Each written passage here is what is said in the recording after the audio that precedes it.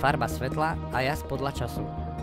Týmto spôsobom si vytvoríme automatizované scény pre skupinu žiaroviek pre každý čas, v ktorom nastavíme farbu svetla a intenzitu osvetlenia. Napríklad, po 16. hodine budú svietiť žiarovky studeným bielym svetlom s intenzitou 100%,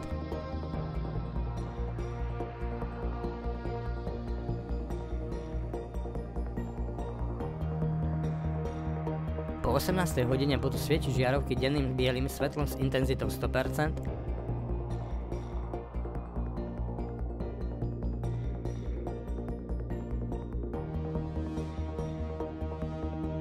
po 20. hodine budú svietiť žiarovky teplým svetlom s intenzitou 80%,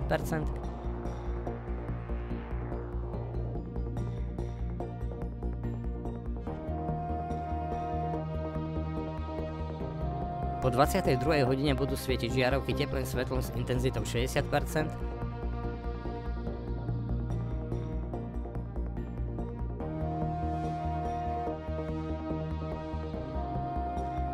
po 24. hodine budú svietiť žiarovky farebným ambientným osvetlením s intenzitou 50%.